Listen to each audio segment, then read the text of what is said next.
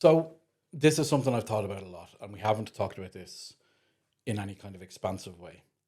But and it's something I was trying to figure out a way that I could elaborate on it.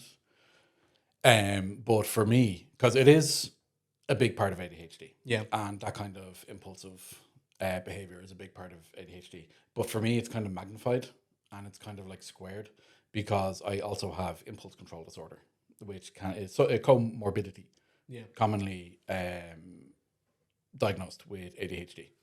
And it's something I feel deserves that we dig into properly. But that is a big issue in terms of eating and stuff. Basically, when you boil it right down to what it is, if something feels good, I'm going to do it. Yeah. And as a result of that, I've tended to, without knowing that I had that diagnosis, I only got the diagnosis at the same time I got the ADHD one. And without knowing I had that, I knew I had that as a personality trait. Yeah. And I knew that there was a stop button and a go button, and there was no in between. If I was drinking, I was drinking. If I was to go down the drug route, which I never did, I knew that there was off drugs and there was on drugs. Yeah. And everything that would entail. Um, because I knew that once I got dopamine from something, I was going to seek it out more and more and more and more. And not even that, I found when I was getting those dopamine hits from whatever behaviors I was engaging in, it turned off my brain. So I was able to then use it as a form of medication.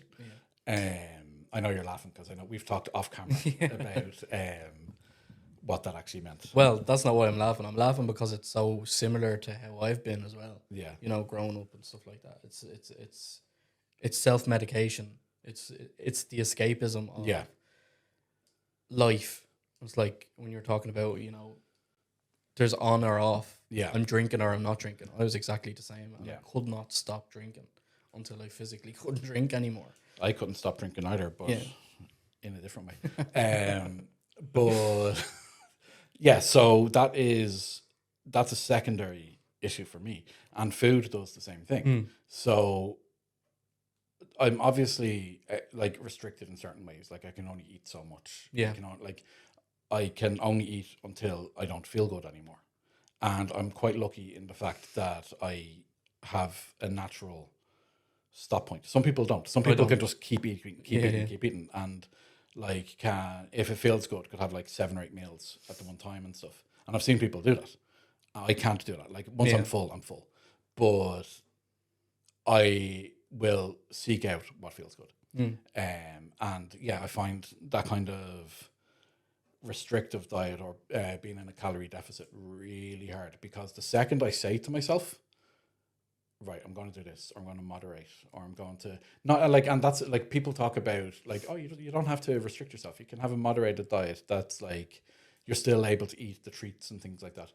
The second I tell myself that I'm restricting myself, or I'm calorie counting, or I'm putting myself into a calorie deficit, or I'm going to do portion control, starving. I cannot explain the depth of the hunger. Right. Yeah. Excuse me. It's like I have a worm inside me, and I need to feed it constantly. So and it does not stop. I was doing this kind of recently. I can't remember why. I was kind of like watching what I was eating. But I ended up just like I had my dinner, and then I had like a share bag of crisps, and then I had like a round of sandwiches, and like sweets, and then a bowl of cornflakes, and like over the spice for like 2 or 3 hours. And That sounds like a normal day for me. yeah, but for Graham as well sometimes. But for me, that's quite a lot. Yeah. But there was nothing was filling the hole.